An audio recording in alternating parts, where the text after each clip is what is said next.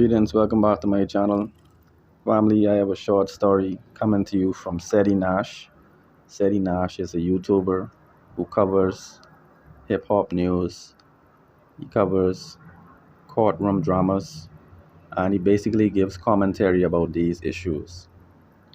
Now, Ceddy Nash made some commentary over the past few months related to the young Dolph killing.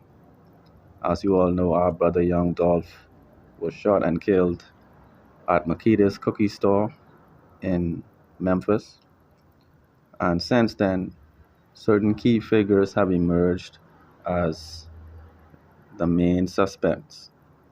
Right? One of these suspects goes by the name of Hernandez Govan. All right, he is also known in the streets as Mob and several other menacing titles. Well, family, after young Dolph was killed, Hernandez Govan's daughter, who was a rapper, was shot and killed. When she was shot and killed, many persons speculated that this was in retaliation for the killing of young Dolph. All right, we all know that in the streets, sometimes people convict you and carry out executions based on the belief that you were responsible for killing someone. Okay, and so after his daughter died, many supporters of young Dolph, many persons who were trying to get to the bottom of this situation, began to speculate, as I said, that Hernandez Govan was guilty and that his daughter was killed in retaliation for Dolph. Well, family, the case proceeded and Hernandez Govan was tried for the murder of young Dolph along with another individual. Apparently, an individual has claimed that he was the shooter. He claimed that he himself was responsible for shooting young Dolph. And he also claimed that the whole plan was orchestrated by Hernandez Govan and the brother of young Dolph. Actually, the brother of Yo Gotti, who goes by the name of Big Juk. Okay? Now, Big Juk has also been killed. He was actually killed while leaving the funeral of his family member. Shortly after he left the service, he was shot and killed near his vehicle. Okay, so the retaliation in this situation is very real, and whether or not the persons who killed these individuals were correct, the point is the retaliation occurred against the backdrop of young Dolph being killed. We can only speculate. Nobody actually can prove conclusively what was the cause of these shootings, namely Big Juk, the brother of Yo Gotti. But suffice it to say that it is a widely held view that it was in retaliation for the murder of young Dolph. All right. Well, the way Ceddy Nash enters this situation is that Ceddy Nash was one of the vloggers that covered this story. And after the trial had concluded and the verdict was given, everyone was shocked to find that Hernandez Govan was acquitted of both charges. All right. There was footage from the courtroom while the verdict was being read, and there was a look of astonishment, surprise, and celebration on Hernandez Govan as well as his attorneys. All right, apparently Hernandez Govan had been represented by an attorney who performed his services pro bono, as in without charging him a fee. Okay, the lawyer said that he believed that the prosecution's case didn't have any merit and that he believes that it was tried in error. All right, this is despite the fact that numerous individuals have implicated Hernandez Govan, but the lawyer believes that there were too many holes in the case, and this was a reason why he was exonerated.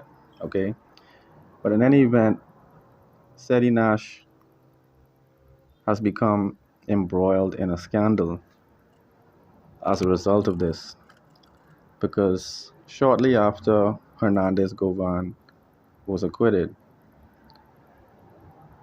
he approached Ceddy Nash on an Instagram Live and attempted to hold him accountable for the accusations that he made over the years.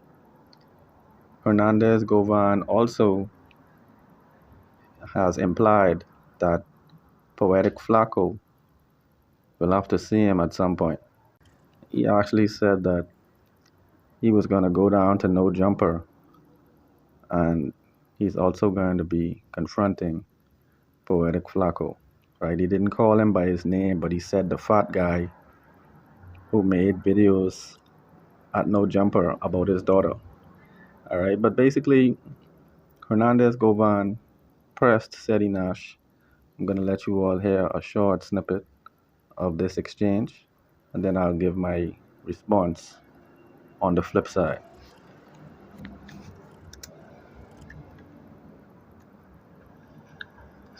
Yeah. What's the word? Shit, you tell me. Congratulations, fool. I mean, shoot, what's going on, man? You straight? You right? You know what I'm saying? We would have thought you would have been on the town or something like that, bro. Like, you good? All right, now I noticed many people missed this opening exchange. Persons who dissected this exchange didn't catch the comment that Ceddy made. Now, Ceddy is well aware that Hernandez Govan intends to leave Memphis because of fears that persons want to take his life. Right? Persons want to take his life because despite the not guilty verdict, the streets seem to be of the view that he is indeed responsible. All right, along with the other prosecution witnesses, right? But Ceddy said that he expected Hernandez Govan to be on the town or basically outside having fun on a Friday night.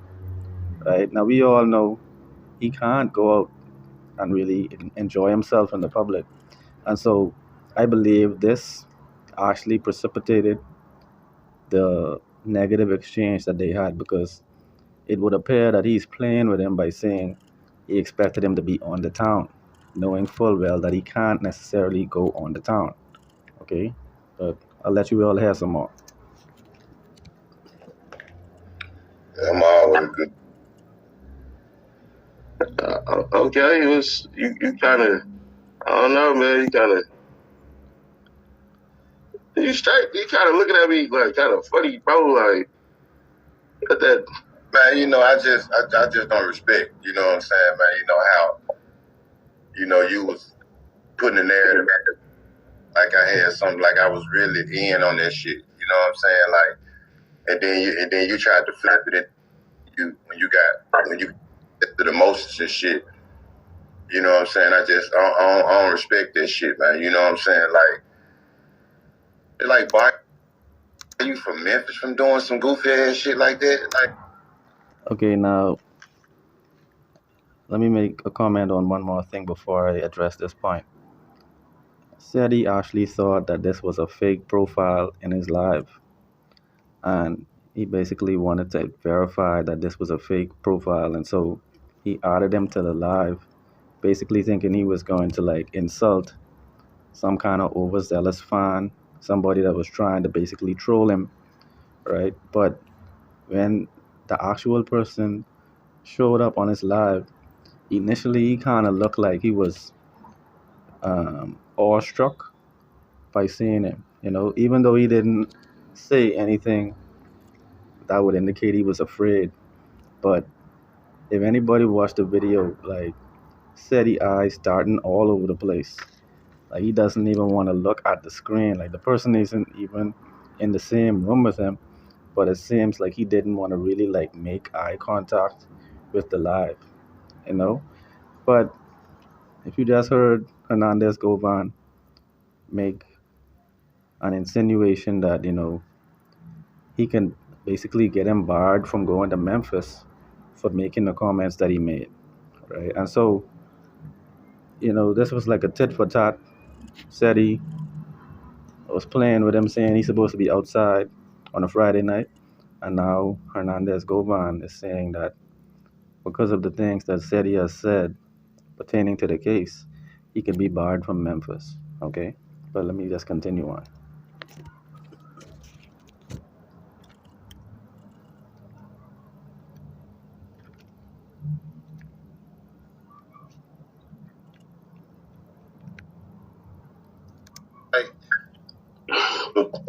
First off, why are you talking to, nigga? Any nigga ban me from Memphis, I do my step to it. You can do that old man stale face shit you got going on, nigga, but it's Ceddy Nash, bro. Like I don't I don't know what got going on, bro, but I'm one of them niggas you don't come on the internet talking to me like that, nigga, for surely. I'm not that nigga. Now let me tell you what I think caused Ceddy to say this, and I could be wrong, but from what I'm saying, it seems to me that Ceddy Nash is a person that is keenly aware of his social media following. He is keenly aware of what is expected from him. All right, he put on his blue hat, he's got on his blue jacket, he's claiming the Rolling 60s Crip gang. I don't know if he knew that this was going to happen ahead of time, but it seems to me that Ceddy came rocking all of his gang colors for this live. And so I think he has the expectations of his fans. He has the expectations of his set, so to speak, his set. And so I think all of these things cause Ceddy to sort of like jump out the window when confronted in this way, right? Ceddy is usually an intelligent speaker. If you listen to his videos speaking about various legal matters, Ceddy Nash is well versed in legal matters. I'm sure he could have phrased his comments in a different way. I'm sure that he could have actually steered this conversation in another direction because, as a commentator on YouTube, he's not necessarily bound by any code. He doesn't have to really engage in street beefs while he's on his channel. But it seems to me that Ceddy was sort of shell shocked by this confrontation, and it sort of caused him to go down like the Crip um, way of thinking, right? So he started to say things that he believes his set would respect. And so he starts calling them a little beanhead person, saying he'd slap him and all of these types of things because I think he felt his reputation was on the line.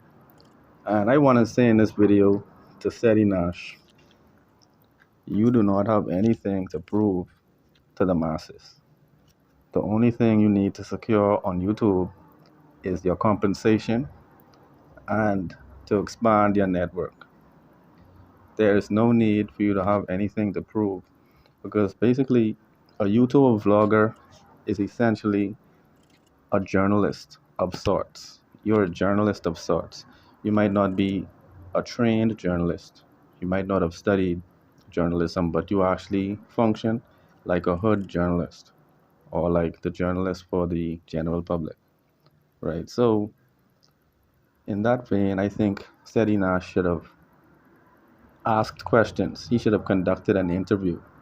He should have sought to diffuse the situation so that he can have an even longer exchange. And perhaps he could have been the first person to have a genuine Hernandez Govan interview, right? But instead, he started to say some things that were a little inartful, that were a little incendiary, and it was difficult to tell if he was being serious or if he was joking.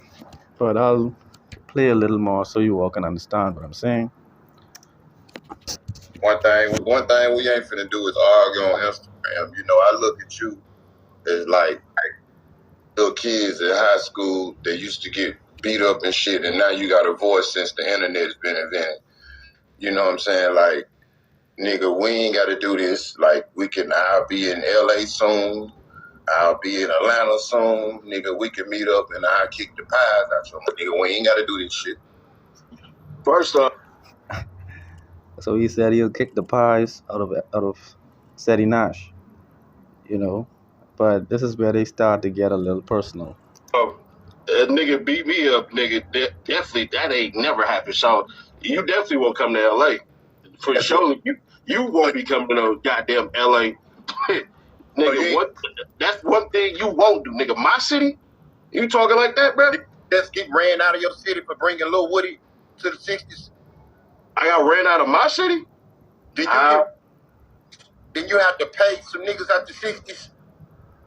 Trust me, if I pay anybody, I'm paying ops. That's who I pay, nigga. I pay niggas to get niggas out the way. Watch your mouth, nigga.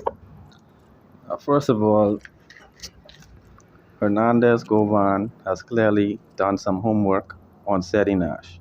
This is something I want Ceddy Nash to pay attention to, because if he is referencing encounters that he's had in the past, clearly he's taken the time to watch some footage pertaining to Ceddy Nash, and he started to drop some subtle hints that he's been following him to a certain degree, right? And now Ceddy, because it seems like he's already stuck in this mode where he wants to be like matching his energy. Now Ceddy is saying if he pays someone, he's gonna pay them to get a person out the way, as in murder for hire. You know, and if we look at what's happening to our brother Dirk Banks, aka Lil Dirk, we can see that this kind of exchange forms the basis of a murder for hire accusation, if a murder actually takes place. Okay, and so both of these brothers are walking a very thin line between innocence and guilt. I mean, they could potentially put themselves in legal wranglings based on this exchange. That's one thing. So first off, nigga, and you come to Atlanta, bro. Let me tell you something. You slick ass little bean head ass niggas, bro. Niggas like you, bro. I slap the shit out of nigga. I'll get your old ass a wedgie. You probably wearing Depends out this motherfucker. Ain't you like 70-year-old talking shit, nigga? Talking about? Man, I can tell the way you talking, you ain't need to identify properly. You just only fight you been in is in your dreams, nigga. You just talking. We ain't got to do all this goofy ass shit, nigga. Let's just line it up, nigga. I'll be in LA in like 4 days. Where you at? I'll be in LA, nigga, 3 days and wait for you for 5 days, nigga. All right, so I tell you what, when I touch down, nigga, in 4 days, nigga, I'm going to drop my low and let you know where I'm at. And I'm going to see if your podcasting ass going to pull up and stand on all this gangster shit that you talking. And I want to know. I'm not a gangster. I'm rolling, nigga. That's number one. But you on, first of all, I think you around here claiming the 60s on some goofy shit. First off, nigga, come find out. Come to the set. Come find out. Come to the set, nigga. Yeah, come to the set and find out, nigga. Hey, I'm free of all charges now. I'm slapping. You bring your ass. You bring your ass to LA. You bring your ass to LA, nigga. I'ma find out. And if I'm paying niggas, I'ma pay niggas. And you ain't gonna make it, nigga. Oh, okay. So you talking like you paying niggas on Instagram. You saying all that goofy. That's how I know you're a goofy. You saying shit like that on IG. What you gonna do? You said. So family, before this becomes a very long video, let me just conclude this discussion by saying that we've seen these kind of situations happen before. All right. Commentators on YouTube have characteristically been very aggressive with their rhetoric. But even a brother like Zach TV, our brother Zach Stoner, who was killed in Chicago, actually began to address a particular case that was dominating the headlines. I'm speaking about the murder of Kenneka Jenkins. And after Kenneka was killed, We remember Zach TV started to get some haunting calls from persons who could have been involved in the situation, right? We remember that particular live, Zach was driving and he got a call that had him kind of spooked, right? And many persons were warning Zach not to go down this rabbit hole pertaining to the Kanika Jenkins case. But ultimately, Zach was killed in a drive-by shooting in Chicago, right? And we don't know if it was because of his friends and their gang affiliation. We don't know if it was actually to silence him um, in relation to the Kanika Jenkins case, right? But I would like to admonish Ceddy Nash to be very careful moving forward after having this exchange, right? I don't think it was a very well thought out exchange. I think he could have done a better job. I think he could have diffused the tension a little better. But moving forward, said he needs to be very careful. But I would like to say to Hernandez, Govan, he has to realize that in the realm of social media, persons who are public figures, persons who are noseworthy, are going to be covered. And so I think he needs to realize that, when you enter the public domain, you can't really stop individuals from forming conclusions and communicating these conclusions to the masses, and this is something that is done routinely all over YouTube, all over various social media websites. Okay, and so I don't think his reaction was very sensible for somebody who just beat a murder case. I don't think he should have taken this route. I think he should have laid low, followed through with his plan to leave Memphis and basically protect his life, right? But right now, what he's done is basically telegraphed his move for all of his friends and enemies at the same time. Because as he's making plans to be in California on a particular date at a particular location, he's basically opening the door for persons to try to take his life. Okay, and so I don't think it was a very well thought out exchange on both sides. I happen to think retaliation breeds more retaliation. We don't need the cycle of violence in the black community to be perpetuated further.